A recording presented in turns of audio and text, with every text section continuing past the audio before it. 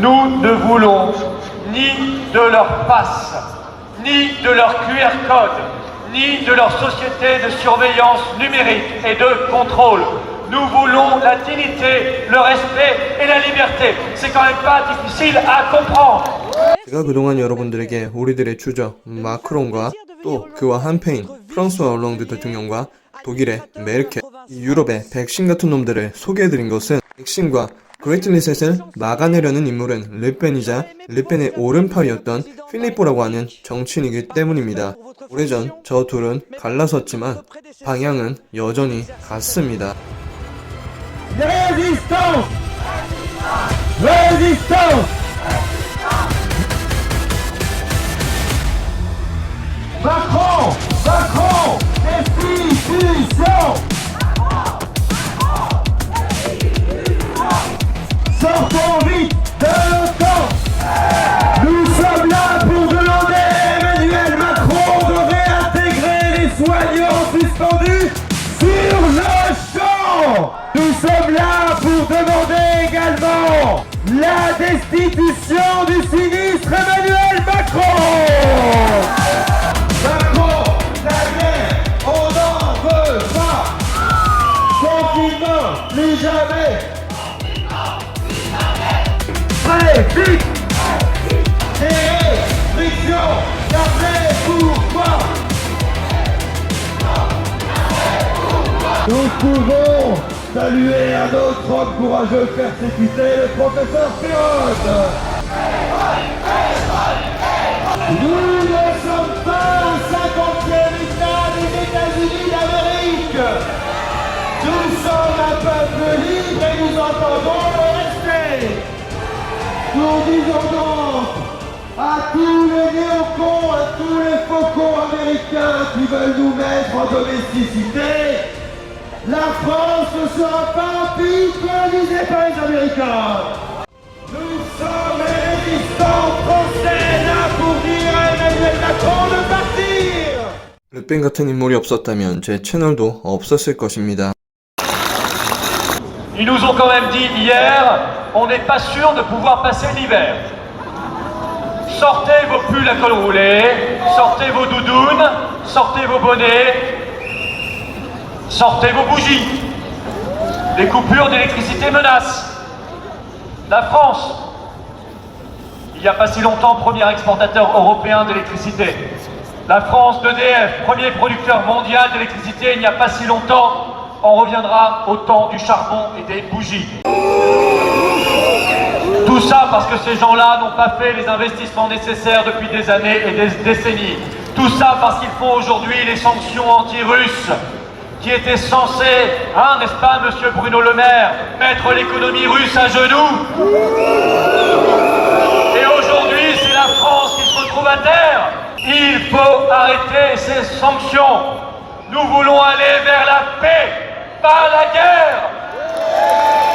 Macron, ta guerre, on n'en veut pas. La guerre, on n'en veut pas. Macron, ta guerre, on n'en veut pas.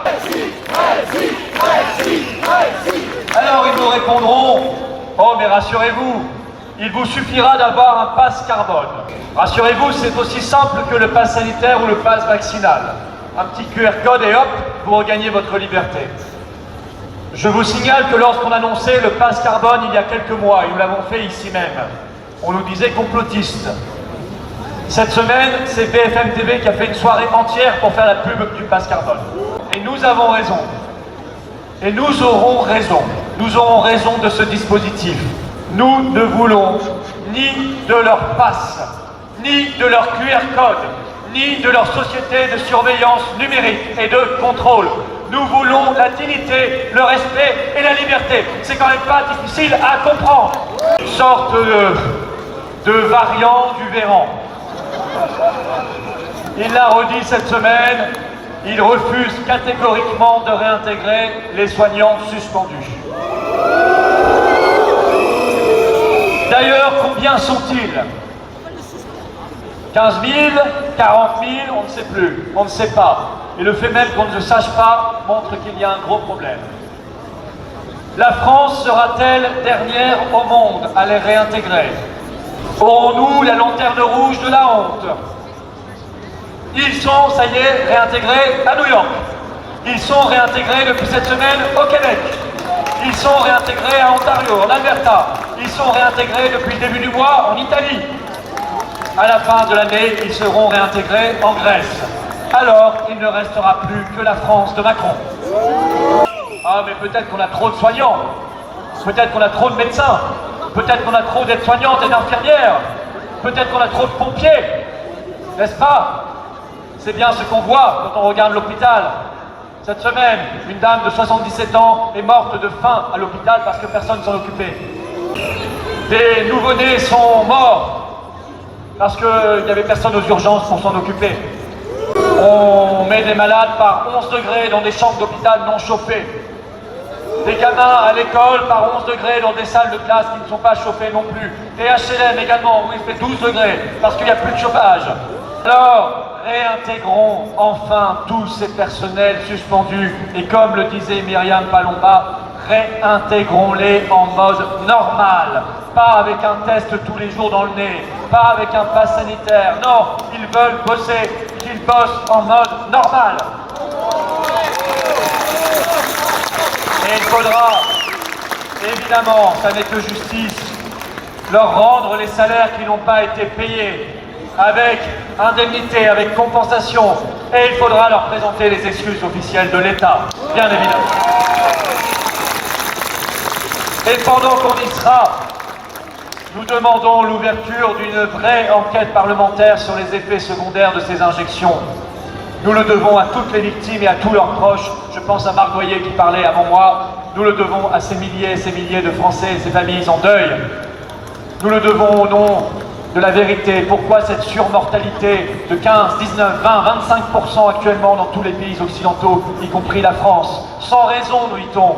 Mort subite de l'adulte. Ça n'existe pas. Il y a des causes. Quand des gamins de 15 ans, de 20 ans, des gens de 30 ans, 40 ans meurent subitement sans cause, ça mérite une enquête. Ça mérite là aussi un procès des responsables, des coupables et des gens qui iront pourrir en prison. Ne les laissons plus nous dicter nos vies. Nos vies nous appartiennent, nos libertés nous appartiennent, notre souveraineté nous appartient, notre France nous appartient. Nous allons ensemble, unis dans la ténacité, dans le rassemblement, vers notre victoire certaine. Vive la liberté, vive la résistance, vive la paix et vive la France libre!